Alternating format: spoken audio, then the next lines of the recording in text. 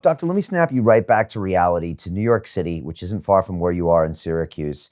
We're seeing images of these, well, we did a week or so ago, lines around the street. We see these still photos of these ICUs where there's four doctors with the whole kit leaning over people. There was all that talk of ventilators. I mean, it looks like a pandemic. People are dying there.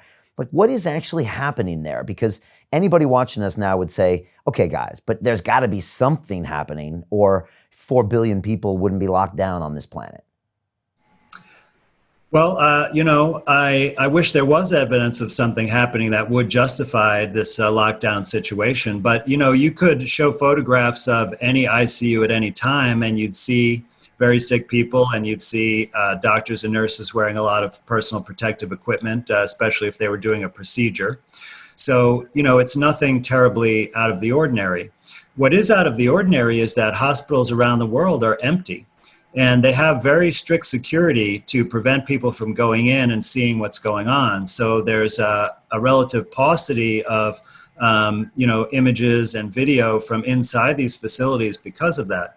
So, for example, I spoke to someone yesterday in Australia, and he was telling me that his son had like a sports injury, and they were worried about a broken bone.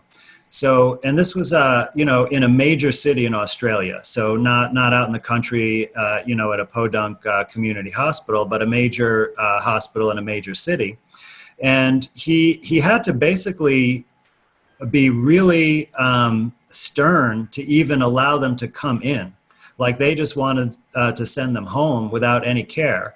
But once he was able to get inside, he walked through the hospital and there was not one person there, not one other patient did he see.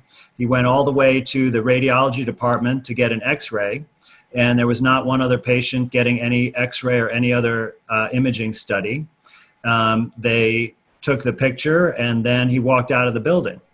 And I've never encountered this in my entire professional career. Generally speaking, hospitals are always at or over capacity.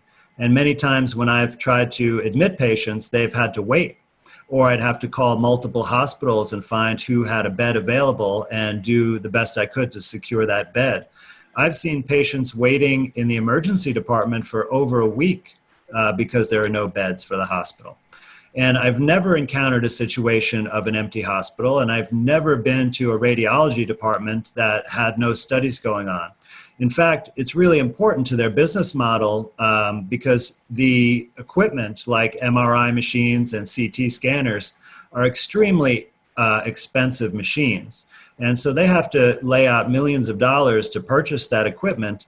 And in order to recoup their cost for doing that, they try to run these machines around the clock, really, because each study that they do for a patient generates reimbursement.